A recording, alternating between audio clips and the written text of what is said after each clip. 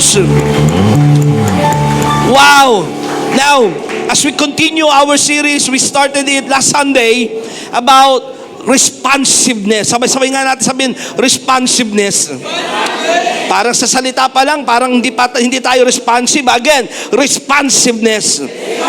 The meaning from the dictionary, responsiveness is the quality of reacting quickly. So may kwalidad. Pag ikaw ay responsive, may quality yung iyong pag-react. Hello? Kasi yan po yung gusto nating mabago sa ating church. Hindi tayo pwedeng tulala pagdating ng pagsamba kay Lord. Hindi tayo pwedeng hindi nag-amen pagdating sa pakikinig ng salita ng Diyos. Amen ba? Hindi tayo pwedeng tulad pa rin nung dating rehiyon na ating pinanggalingan. Pupunta sa loob ng simbahan, makikinig, sasawsaw sa tubig, magaganyan, tapos linis konsensya, uuwi na walang nangyari. Parang wala akong kausap ngayon Amen. Kailangan sabihin sa katabi mo, yung quality ng reaction mo, kailangan positibo. Kailangan may nangyayari. Amen ba? Sabihin sa katabi mo, may nangyayari. Isa pang kahulugan nito, it identifies an active interaction with triggers, whether it be in response to a discussion. Tulad po ngayon, nag-uusap tayo, nagsasalita ang Diyos sa atin. Sabi mo sa kanila mo, be responsive.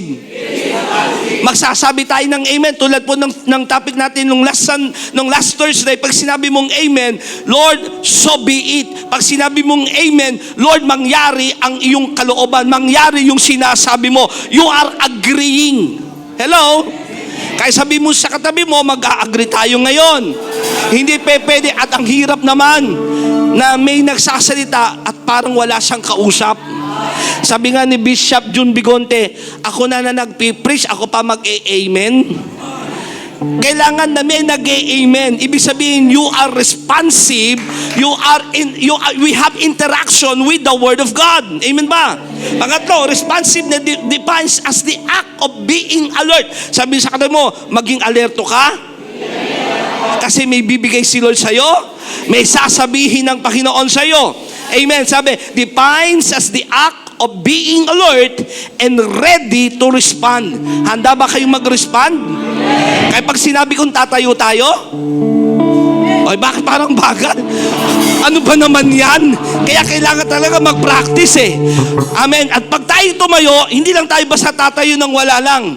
Tayo ay tatayo para humandang, magpuri, pumalakpak, para ngalan ng Panginoon. Come on, church! Hallelujah! Come on!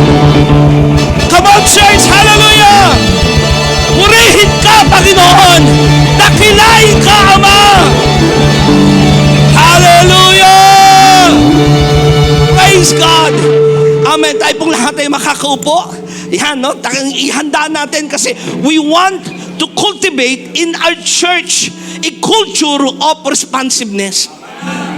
Kasi, totoo lang, ang hirap ng isang simbahan na parang bilang lahat ng gawa, ng galaw. May simbahang ganon, kulang na lang kape at tinapay, parang may binuburo sa loob ng simbahan.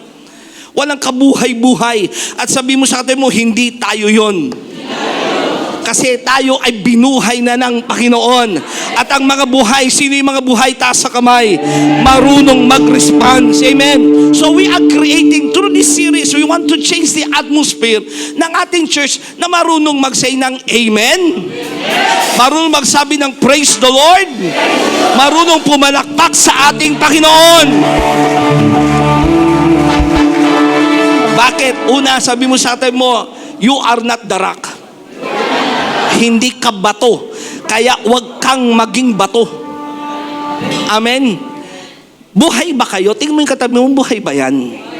Humihinga naman ba? Kaya hindi ka naman bato. Parang ang hirap nung itsurang bato ka, galaw na bato, hindi makapagsalita. Amen ba? Kasi hindi ka si darak. Ikaw ay buhay. Kaya kumilos, makipag-participate, mag-react, maging responsive. Amen ba? Why? Kapag-aralan natin, gusto ko lang balikan at dagdagan, Why we have to be responsive? Because our God is a responsive God. Meron tayong Diyos na hindi bato, hindi yari sa kahoy, hindi gawa ng kamay ng tao. Pagkagawa ng kamay ng tao, yari sa bato, may mata ngunit hindi nakakakita, may bibig ngunit hindi nakapagsasalita, may paa ngunit hindi nakakalakad. Kontrol mo yung batong ito, kontrol mo itong Diyos na ito, kung saan mo siya ilalagay sa sulok ng iyong bahay. Pero hindi ganon ang ating Diyos. Hindi siya pwedeng ilagay sa iisang lugar. Hello? At ang sabi ng Bible, Psalms 34 verse 17, the righteous cry out and the Lord hears them. We have a responsive God na kung saan ang mga anak niya, ang mga matutuwid kapag tumawag kay Lord, pinakikinggan ni Lord. He delivers them from all their troubles. Jeremiah chapter 33 verse 3. Sabay-sabay natin basahin para nag-respond tayo. 1, 2, 3, go. And I will answer you, which you do not know. Pangako ng Panginoon, kung ikay tatawag sa akin, sasagot ako sa iyo. Responsive si Lord. Amen ba? Kaya sikuhin mo ni katabi mo, be responsive. Dahil meron tayong responsive na God, na kapag tumawag ka sa Kanya, tutugon siya sa iyo, at hindi lang siya basta tutugon, ipapakita niya sa iyo ang mga bagay na kamangha-mangha na hindi mo pa nauunawaan o hindi mo pa nararanasan. Amen ba? Now listen to this statement. Why we need to be responsive? Kasi every human being is going to respond to God either now or later on Judgment Day. You have to be responsive to God kasi ngayon o sa darating na panahon, magre-respond ka kay Lord eh. Whether you like it or not, pag dumating ang Judgment Day, ayaw mo man lumuhod, luluhod ka sa Kanya. Ayaw mo man siyang kilalanin, makikilala mo siya. Hello? Kaya sabi mo sa katabi mo, ngayon pa lang, makilala mo na si Lord at tumugon ka na sa Kanya. Kasi ayaw man o hindi, sabi ng Bible, lahat ng dila ay magsasabing si Kristo Jesus ay Diyos. Lahat ng tuhod ay luluhod at sasamba sa ating Panginoon. So whether you like it or not, lahat tayo, darating ang time, we will respond kung sino si Kristo. Kaya sabi mo sa katabi mo, ngayon pa lang. Sige, magsalita tayo, ngayon pa lang. Mag-respond ka na kay Lord. Ang ating topic ngayon sa ikalawang linggo natin sa pag-uusap nito, responsiveness o be responsive to God. Kailan? Now. Sabay-sabay natin sabihin now. Hindi sa darating na bukas, hindi sa darating na buwan, hindi sa darating na taon, kundi sabihin sa katabi mo ngayon. Nakakalungkot, totoo lang. Marami nagsasabing sila'y Kristiyano, born again sila, nakaranas kay Lord, pero laging parang tulala. Tama? Yung parang walang naiintindihan sa nangyayari kay Lord. Walang kabuhay-buhay ang kanilang pagiging Kristiyano. Kasi pag responsive ka, buhay ka eh. Hello? Now, why unresponsive? Siguro kailangan maintindihan natin. Kasi paaring nagiging tanong din sa atin, bakit maraming Kristiyano walang kabuhay-buhay? Why unresponsive? No? Naku, sayang, meron ako doon sa sa bag ko, pakikuha mo nga, meron akong ibinigay kay Mami na isang iPad, siguro mga nasa, kung di ako nagkakamali, mga nasa 15 years ago na yata yon, no?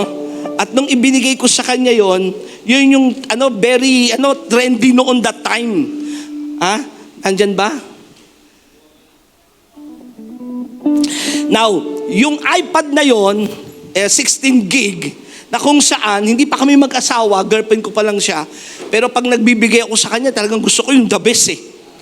At that time, ito yun, no? Ito, yan. Sorry, nakalimutan ko, no? Talagang nung panahong ito, nung lumabas ito, binago nito yung music industry. No? Mula sa maliit pa lang ito dati, hindi ganito kalaki. Hanggang sa lumabas yung touchscreen. Okay? Wala pang iPhone, may iPad ng touchscreen. Okay? And then it revolutionized yung music industry. Sa magitan nito, nabago yung takbo ng industriya ng music.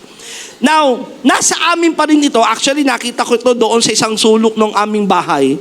At sabi ko, sana pwede pa itong mabuhay. Kasi kahit anong pindot ko, ayaw na eh. Sinaksak ko, chinarge ko, kasi meron pa itong charger eh. Ayaw na rin. Sabi ko, para saan pa to? Parang display na lang. Tama? Kasi bakit? Kahit anong gawin ko ritong pindot, o kahit anong gawin ko, wala na. Pero noong panahong ito, nung unang bili, napakaganda. Ang daming music nito eh. Sikat na sikat, parang sarap gamitin. Now, narelate ko rin, bakit may mga taong unresponsive kahit anong tusok ni Lord, kahit minsan anong gawin? Tanya kayo? Kasi bakit? Yung tinatawag na spiritual death. Patay kasi ang kanilang mga espiritu. Hindi nila kayang mag-respond sa Diyos sapagkat tulad nito, patay na to eh. Wala na to, kumbaga sa dedo na to. Wala nang siguro, ewan ko anong nangyari, hindi ko pa napapacheck eh. Pero ganun din yung kalagayan ng maraming Kristiyano. Bakit hindi makapag-response kay Lord kahit may nangyayari na? Hello? Kahit na nga makakita ng isang bulag nakakita, wala lang sa kanya yon. Kahit ang preacher mag-preach at lumalabas na yung litid, wala lang sa kanya, nakatitig lang yun, nakagano lang. Bakit? Hindi nila naunawaan ang mga bagay na pang-spiritual. Sabi ni Pablo sa Ephesians chapter 2, verse 1 to verse 6, noong unay patay kayo dahil sa inyong mga pagsuway at mga kasalanan. Now, we have to understand, bakit unresponsive ang mga ibang tao? Kasi bakit? Una, patay sila eh. Wala silang relasyon sa Diyos. Hindi na naunawaan ang tungkol sa Diyos. Sinusunod ninyo ang masamang takbo ng mundong ito at napailalim kayo sa prinsipe ng kasamaan. Ang espiritong nagahari sa mga taong ayaw pasakop sa Diyos. Ang totoo, tayong lahat, sabi sa katabi mo, kasama ka, ay dati ring namumuhay ayon sa ating laman at sumusunod sa masamang hilig na katawan at pag-iisip. Hindi natin kayang sundin ang kalooban ng Diyos. Hindi natin kayang maintindihan ang mga bagay na pang-espiritual sabagat ang naghahari sa mga patay na espiritu kay Lord ay ang kanilang mga laman. Kahit sa ating likas na kalagayan, kabilang tayo sa mga taong kinapupuotan ng Diyos. Pero hindi doon natapos ito mga talatang ito. Kasi kung titignan mo, parang walang pag-asa eh. Patay ang espiritu, ang nagahari sa kanya ay laman. Hindi naintindihan ng mga bagay na pang-espiritual. Verse 4, subalit, napakasagana ng habag ng Diyos. Wow! At napakadakila ng pag-ibig niya sa atin. Tayo'y binuhay niya. Wow! Sabi sa kanila, buhay ka na ngayon. Kaya hindi ito magre-response kasi patay na to eh. Wala na tong kapangyarihan mag-respond. Ganon din tayo. Kaya huwag kang magtataka kung hindi nagre-response ang iba kasi baka hindi pa born again. Baka hindi pa sila nagkakaroon ng relasyon sa Diyos. Hindi pa nabubuhay ang kanilang mga espiritu. Sabagat yan ang kalagayan ng mga taong patay, walang pagkilala sa Diyos, walang response kay Lord. Pero sabi doon, napakasagana ng kahabagan ng Diyos at napakadakila ng pag-ibig niya sa atin. Tayo binuhay niyang kasama si Kristo. Noong tayo mga patay pa dahil sa ating pagsuway, naligtas nga kayo dahil sa kanyang kagandahang loob. Dahil sa ating pakikipag-isa kay Kristo Jesus. Sino rito alam niya nakipag-isa na siya kay Kristo Jesus? Taas ang kamay. Nakipag-isa na kay Kristo Jesus. Ibig sabihin, you are one with Christ right now. Kung nasan si Kristo, nandoon ka. Kung ano si Kristo, yun ka na ngayon. Dahil sa ating pag-isa kay Kristo Jesus, tayo muling binuhay na kasama niya upang mamunong kasama niya sa kalangitan. Verse 7, ginawa niya ito upang sa darating na mga panahon ay maipakita niya ang di masukat na kasaganaan ng kanyang kagandahang loob. Sa kabutihan niya sa atin sa magitan ni Kristo Jesus, sapagkat ito yung ating pinaniniwalaan sa ating kaligtasan, sapagkat dahil sa kagandahang loob ng Diyos, kayo'y naligtas sa magitan ng pananampalataya. We are saved by grace through faith. at ito'y kaloob ng Diyos at hindi mula sa inyong mga sarili, hindi ito bunga ng inyong mga gawa, kaya't walang maipagmamalaki ang sinuman. Now, ang ibig sabihin ito, pag hindi pa born again talaga, patay ang kanilang espiritu kay Lord, tulad nito, patay na ito, wala nang response ito eh. Pero salamat sa katabi mo sa kahabagan ni Lord. Sino ito? Alam niyang dumating na ang kahabagan ng Diyos sa kanya. Pag sinabi mong grace of God, hindi dahil may ginawa ka na mabuti, kundi dahil ang Diyos ay may ginawa sa iyo. Dumating ang kanyang kahabagan sa iyo. Pinili ka ng Panginoon. Minahal ka niya sa kabila ng ikay makasalanan pa. At anong ginawa niya sa iyo? Binuhay ka niya mula sa mga patay. Kaya sabi sa katabi, buhay ka na. Pwede ka nang mag-respond. Kasi ang patay, kahit tadyakan mo yan, pag umaray yan, buhay pa yan. Tama? Pag ang patay, maghubad man ang magandang babae sa kanya, yung lalaking patay, wala na siyang pakialam doon, patay na siya eh. Pag ikaw ay nag-react pa sa mga bagay na kasalanan, baka buhay ka pa. Kung meron man tayong pag-response ay walang iba kundi sa mga bagay tungkol sa Diyos. Now, this is the reality. May mga na-born again daw, totoong Kristiyano daw, pero unresponsive pa rin sa Diyos. Hello? Una, maintindihan natin, ang pagiging unresponsive ay dahil hindi born again. Kaya kita nyo pag hindi born again, kahit magbasa ng Bible, di maintindihan. Tama? Di ba ganun din naman tayo noon, hindi pa tayo born again? Humawak ka na rin naman ng Bible noon, pero walang dating sa'yo yung Bible. Parang isang hiwaga ang Bible sa'yo. Pero nung nagkaroon ka ng relasyon sa Diyos, isang talata lang yung binabasa mo, tumiti mo sa puso mo, nararamdaman mo presensya ni Lord. Umiiyak ka, nararamdaman mo ang Panginoon. Pero nung hindi ka pa Kristiyano, nung hindi pa ikaw born again, patay pa yung espiritu at relasyon mo sa Diyos, wala ka naintindihan tungkol sa Diyos. Amen. Pero bakit may mga tinatawag na Kristiyano na rin naman? Kung titignan, pero parang unresponsive pa rin kay Lord. Babasahin natin yung sumunod na mga dahilan. Pero the problem of unresponsiveness na sinabi rin natin nung nakaraang Sunday is ang kalagayan ng puso ang dahilan ng pagiging responsive sa Diyos. Pagiging responsive mo or unresponsive mo ay sabi sa katabi mo, kalagayan ng puso. May mga taong nakaranas ng biyaya ni Lord.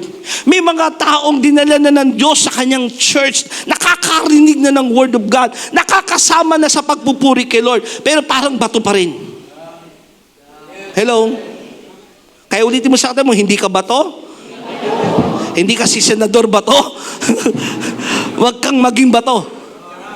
Amen?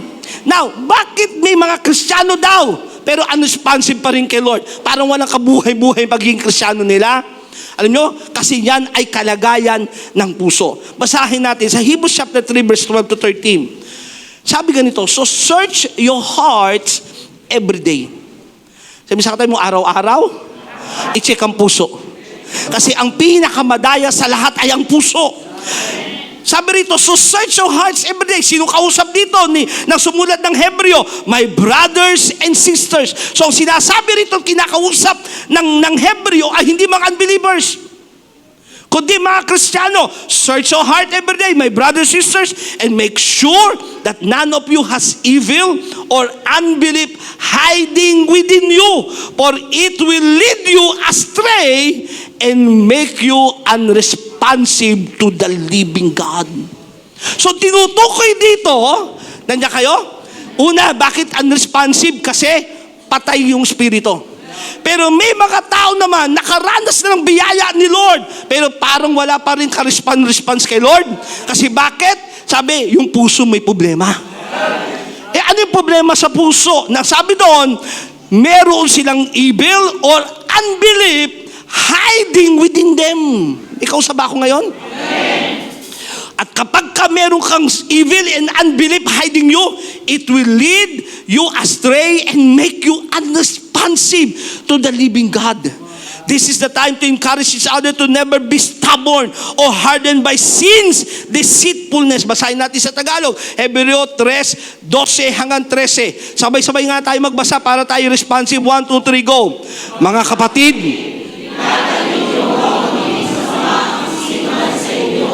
at mawalan ng pananampalataya hanggang sa kanyang talikuran ang Diyos na buhay.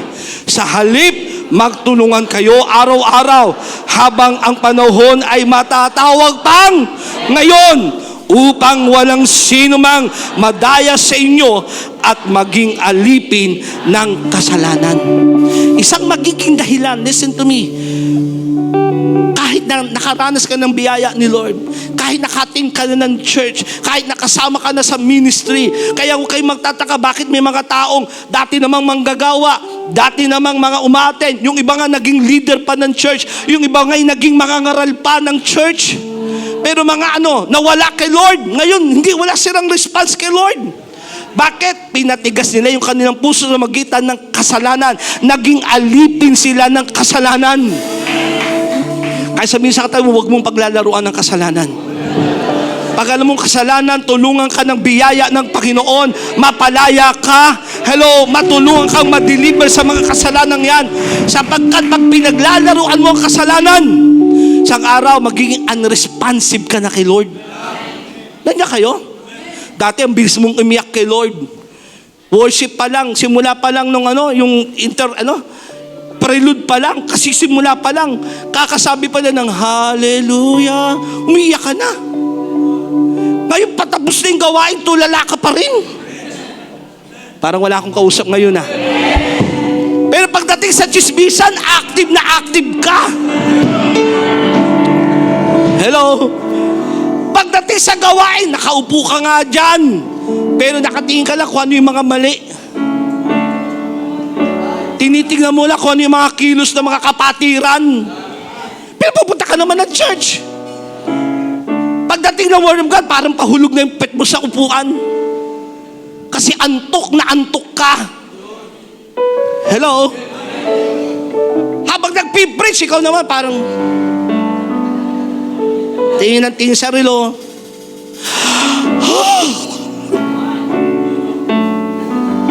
Hello? Amen? Walang kadating-dating sa'yo. Pero dati naman, grabe, buhay na buhay ka, aktibong-aktibo ka sa gawain ng Diyos. Ano nangyari? May pumasok sa iyong puso na isang kasalanang naghari. Na siyang naging dahilan, naging alipin ka ng kasalanan, at yung iyong pananampalataya ay nawala at tinalikuran mo na. Amen ba? Signs of unresponsiveness to God. Ilang mga makikita natin ng pagiging unresponsive to God. Lack of interest towards prayer, worship, and service. Hindi ka na nagpe-pray. Tanong mo katabi mo, nagpe-pray ka pa ba? Sige, sabihin mo sa kanya, nagpe-pray ka pa ba, kapatid? Lahat nga nagpe-pray pa dyan, magsabi ng amen. Hindi lang yung tuwing kakain kayo, kundi yung bago ka matulog, pagising mo, o habang nag-iisa ka, kinakausap mo si Lord. Pero kapag ikaw ay unresponsive na because of sin and unbelief, nandiyan kayo? Pati worship, kinatatamaran mo na. Dati naman, katatapos lang ng Sunday service, may kausap ako rito. Uwian, excited ka na uli maglinggo. Lunes, excited ka na. Nakahanda na yung damit isusot mo ng Friday pa lang. Wednesday pa lang, alam mo na kung ano isusot mo. Ngayon, linggo na lang umaga. Mag-aalas 3 na. Nakahiga ka pa sa kama. At iniisip mo, sana umulan ng malakas para hindi mo na ako makapag-church. Naiba. Wala kang interest ngayon sa prayer, sa worship, at dati kasama kang naglilingkod. Hello? Ang saya mong gumagawa sa church, hindi ka man napaparangalan, hindi man nababanggit ang iyong pangalan, pero masaya kang naglilingkod kay Lord. Bakit? Yung puso mo ayos pa Pangalawa, routine faith, going through the motions without heart engagement. Nagiging routine lang yung pagpunta mo. Tingnan natin yung ating mga sarili dito. Sabihin sa katabi mo, ikaw ang kinakausap ni Lord ngayon. Sabi mo, ikaw ang topic ngayon. tayo ang kinakausap ni Lord. Baka yung pananampalataya mo routine lang. At wala na yung heart engagement. Madali kasi magtaas ng kamay. Kasi pinatataas kayo ng kamay. Pero yung iba yung kahit hindi ka pinatataas sa kamay, nagtataas ka kasi nagpupuri ka sa Kanya. Hindi mo sinasabing palakpakan mo si Lord, pero pumapalakpak ka sa Kanya kasi responsive ka. May kausap ba ako ngayon?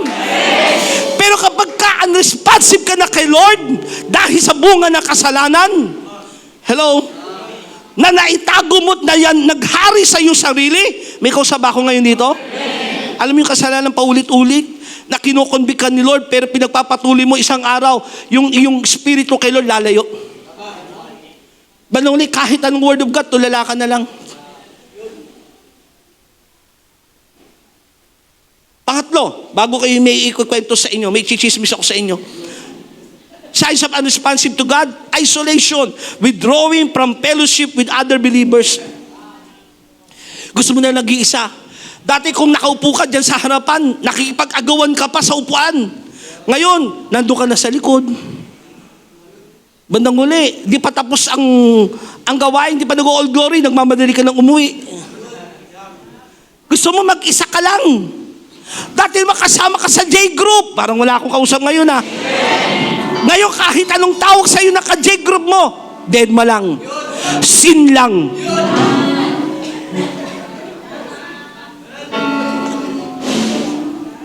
At okay ka lang na-attend kapag may libreng kainan sa sangyupsal.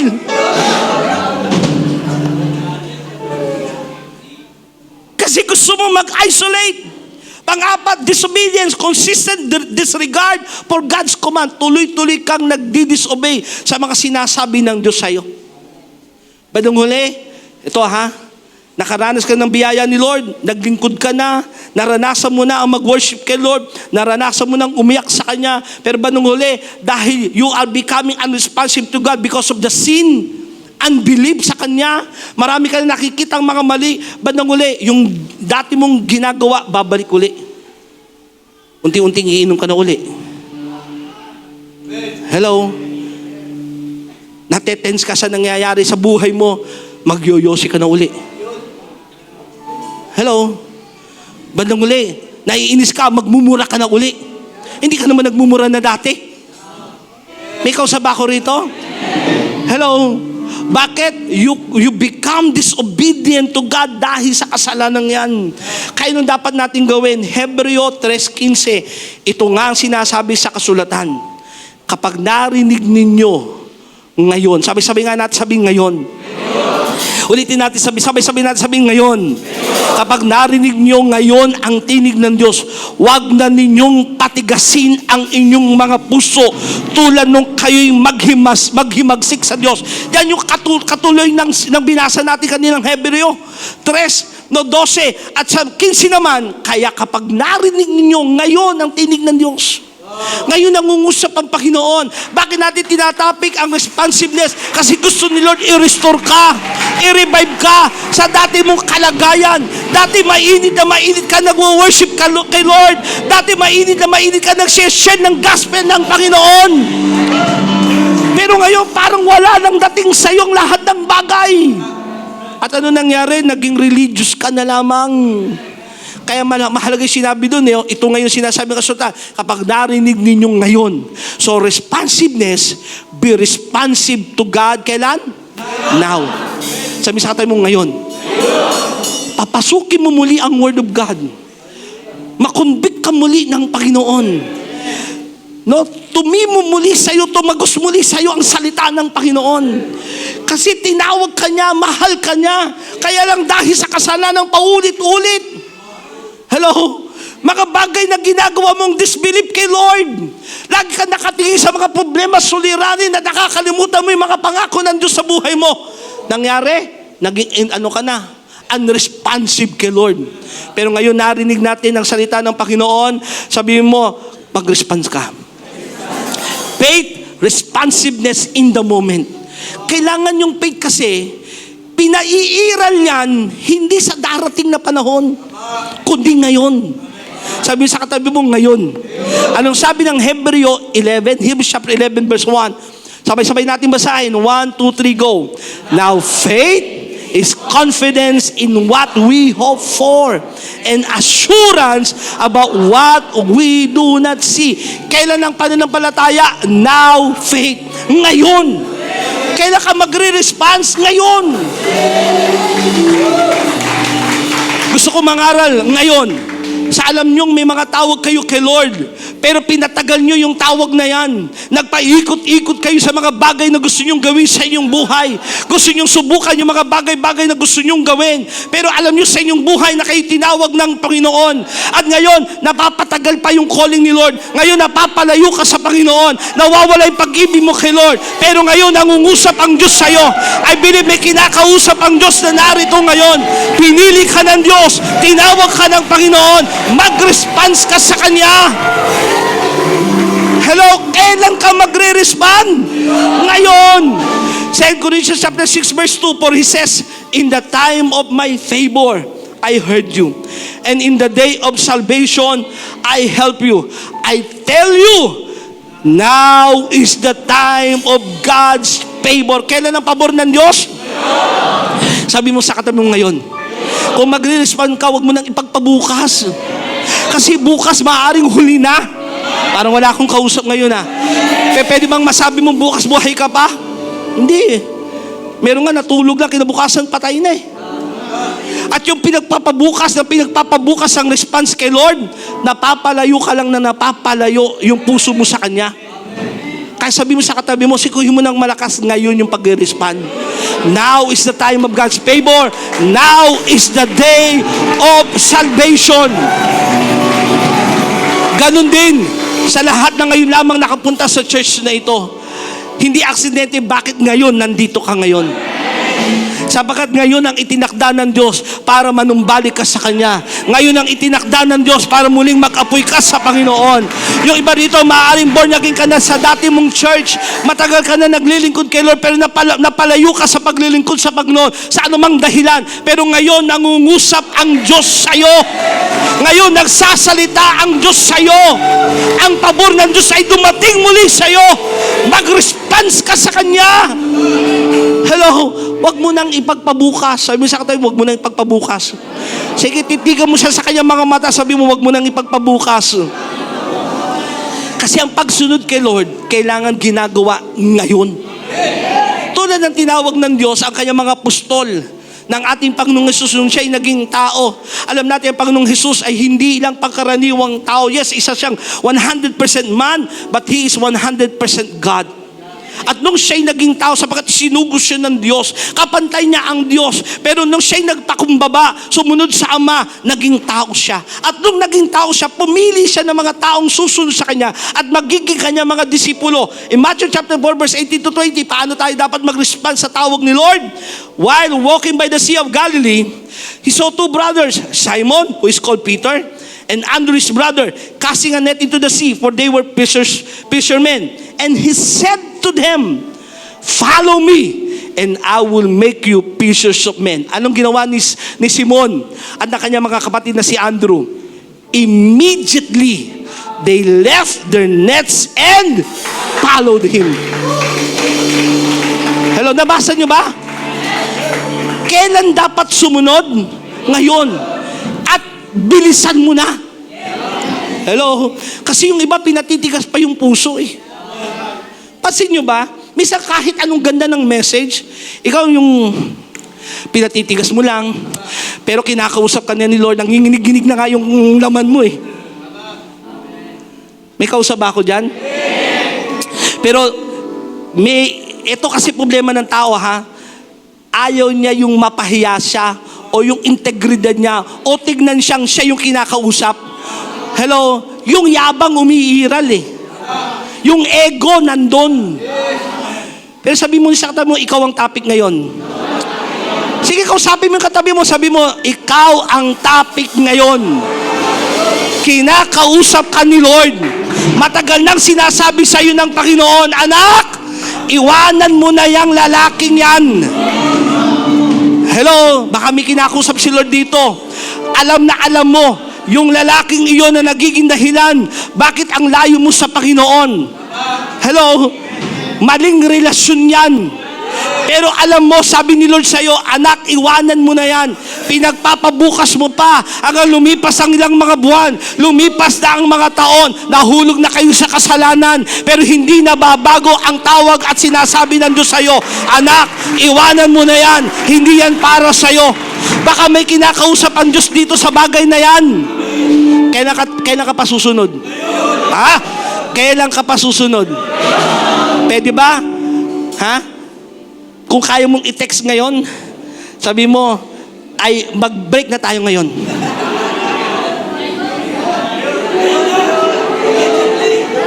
Ba, may tumatawag na, may nakikita akong tumatawag na. Ano pala tandaan, pastor? Kung hindi mo ka pananampalataya, matagal mo nang iniimbita sa church, tapos nagiging dahilan bakit malayo ka sa Panginoon. Hallelujah! You know you are compromising your faith sa relasyong iyan. Parang wala akong kausap ngayon Immediately, they left their nets and followed him. In Matthew chapter 9 verse 9, Jesus passed on from there. He saw a man called Matthew. Ganon din si Mateo nung tinawag ng Panginoon, sitting as a tax booth, and he said to him, "Follow me." And he rose and followed him. Nung oras din yun, nung araw din yun, sumunod sila kay Lord. Amen. Kaya kung maaari, huwag mo nang ipagpabukas. Ngayon na. Kasi yung pabor ng Diyos dumarating ngayon. At hindi mo alam kung bukas nandun pa yung calling na yun o yung message ng Diyos sa yung bukas Habang fresh pa yung message ni Lord, mag-response ka na. Amen ba? Naalala ko, nung ako ay nagsisimulang sumunod kay Lord, mabisa kwento lang. Naalala ko nung ako ay unang magsabi na, Lord, I want to hear you, I want to know you, I want to have a relationship with you. Yung time na pagkatapos kong lumayas ng bahay, bumalik ko ng bahay namin, sabi sa akin ng tatay ko, anak, magsimula ka sa Diyos. At nung nagsisimula ako kay Lord, ito na. Minsan merong preaching sa aming church. Ako po'y nakaupo lagi sa tabi ng tatay ko kasi yun yung batas ng tatay ko Nak, dito ka mo po sa tabi ko Pinaupo niya ako lagi sa tabi. So, nakaupo ko doon sa harapan, may preaching, meron kaming bisita that day, at yung preaching is about maging tapat sa Diyos, faithfulness to God. Sabi ng preacher, sino sa inyo rito, ang tapat sa Diyos, itaas ang kamay. Who among you here are faithful to God? Taas yung kamay nyo. Ba't nagtaas ako ng kamay? Then nakarinig ako sa Diyos. Narinig ko sa Diyos, anak, ibaba mong kamay mo, hindi ka tapat sa akin. First time ko makarinig ng tinig.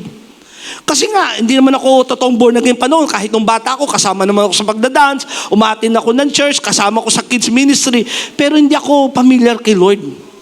Narinig ko ang Diyos, anak, ibaba mong kamay mo, hindi ka tapat sa akin. Kaya sabi ko, hindi ko alam kung sarili ko ba o konsensya ko. Sabi ko, nakataas ang kamay ko Anong gagawin ko? Sumunod sinabi ng preacher, sino sa inyo ang hindi tapat sa Diyos? Taas nyo ang inyong kamay. Who among you here are not faithful to God? Please raise your hand. Sabi sa akin ni Lord, anak, taas mo kamay mo. Narinig ko si Lord, nangungusap. Alam niyo ba, ang Diyos ay nangungusap? Amen ba? Anak, taas mo ang kamay mo. Pero sabi ko, Lord, nagtaas na ako ng kamay ko, natapat ako sa'yo, ayoko magtaas. So hindi ako nagtaas ng kamay. Dumating ang challenge. Sabi nung preacher, lahat ng hindi tapat sa Diyos, lumapit sa harapan. Lahat ng alam niyang hindi siya tapat sa Panginoon, please come to the altar. Nandiyan ako nakaupo sa harapan, habang nakatayo ko niya, para may tumutulak sa akin. Punta ka sa harapan. Pero nagmamatigas ako, may ego. Anak ako ng bishop. Anak ko ng pastor. Ayoko maglumapit. Sa sobrang kahihiyan ko, di ko alam kung sino yung kausap ko, umupo ako. Pag upo kong ganyan, pikit-pikit kunyari. Pero kasi may conviction, ayokong lumapit, dinideny ko yung conviction, napalingon ako sa likod ng church namin. That time, ang church ay nasa cinema. Nagbukas yung pintuan ng cinema, pagtingin ko sa likod, isang batang tumatakbo mula sa likod, ang lumapit sa akin. Umupo sa aking lap, hindi ko kilala yung bata. Umupo sa aking ngita, yung bata. Duling siya, nakaganyan kanyang kamay, kinakalabit niya ako. Sabi ko, sino ba tong batang to? Sino tong batang nakupo sa akin? At ang tanong niya sa akin, di ba mahal mo ang Diyos? Sabi ko, sino ba tong batang to? Sa isip ko, Pero may tanong siya, sabi ko, mahal ko ang Diyos. Kinalabit niya ako ulit, di ba mahal mo si Lord? Sabi ko, bakit hindi ka lumapit sa harapan? Sabi ng bata, tumayo yung bata at tumakbo. Sabi ko, kanina lang may kausap ako eh. May nagko-convict sa akin. Tapos may bata, kinakausap ako ng Diyos. Yun ang naging konklusyon ko. Napaiyak ako. Sabi ko, Lord, totoo ka pala talaga. Nagsasalita ka pala talaga. So ang ginawa ko, yun ay ng sitwasyon na gagawin ko. Di ba? Kung kayo kalagayan ko, anong ginawa ko? Tumayo ako, lumapit ako sa harapan, dumapa ako sa harapan at sabi ko, Lord, binibigay kong buhay ko sa iyo. Gawin mo kong tapat. Nung oras na yon, may pangungusap. Gumamit pa siya ng bata. Pero totoo lang sa ating lahat, kayong lahat sa akin, nangungusap naman si Lord sa iyo eh. Gumagamit siya ng sitwasyon para kausapin ka. Gumagamit siya ng bata, tao, pastor, kapatid mo, magulang mo para magsalita sa iyo. Kaya lang ayaw mong mag-respond. At pag hindi ka nag-respond sa bagay na sinasabi sa iyo ng Diyos, ikapapahamak mo yan. Pero pag nag-response ka naman, immediately, ngayon, makikita mo ngayon din, may gagawin ang Diyos sa'yo. Babasahin ko lang ito lang mabilis kasi we have no more time. But Luke chapter 9, verse 57 to 62. Tingnan niyo ito mga talata sa Bible na kung saan ay may kondisyon sila bago sumunod. Luke chapter 9, verse 57 to 62. Now, it happened as they journeyed on the road that someone said to him, to our Lord Jesus Christ, Lord, I will follow you wherever you go. But Jesus said to him, verse 58, foxes have holes and birds of the air have nests, but the Son of Man has nowhere to lay his head. May isang taong lumapit sa Panginoong Hesus. Sabi niya, Panginoong Hesus, gusto kong sumunod sa iyo. Gusto kong maging disipulo mo. Pero sabi ng Panginoong Hesus, ang mga foxes, meron silang matutulugan. Mga ibon, meron silang pugad na pwede nilang puntahan. Pero ang anak ng tao, kasi nagmimisyon ng Panginoong Hesus wala malang mahiga na kanyang ulo. Anong ginawa ng lalaking ito? Iniwan niya ang Panginoong Hesus. Kasi may mga tao na magre-response lang kay Lord dahil komportable. They will only respond God because it's comfortable. Listen to me, huwag kang magre-respond kay Lord dahil komportable lang. May kausap ba ako rito?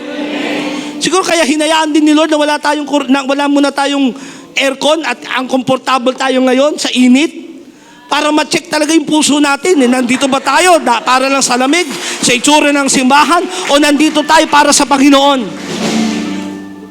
So may mga tao, tulad ng lalaking yon, ay dahil lang sa comfort kaya gustong sumunod. Maaari nakita niya Panginoong Hesus na nagpakain ng 5,000. Parang ang sasaya na kanilang buhay. Pero sabi ng Panginoong Hesus, alam ng Panginoong Hesus yung puso ng lalaking ito. Wala akong pwedeng matulugan, ha? Anong ginawa ng lalaki? Umalis at iniwan ng Panginoong Hesus. Verse 59, then he said to another, follow me. Ang Panginoong Hesus naman nagsabi doon sa lalaki. Sabi niya, follow me. But he said to the Lord, let me first go and bury my father. Sabi ng Panginoong Hesus, di ba yung isa lumapit? Ito naman, ang Panginoong Hesus nagsabi sa lalaki, sumunod ka sa akin. Pero sabi ng lalaki, nung taong ito, sandali lang po, ililibing ko muna yung tatay ko. Ano ibig sabihin nito? Ito yung mga magre-respond lang sa Panginoon kung tapos na yung para sa pamilya nila.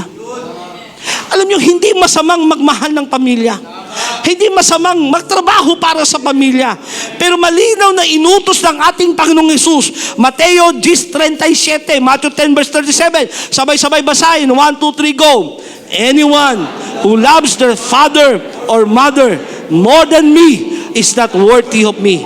Anyone who loves their son or daughter more than me is not worthy of me.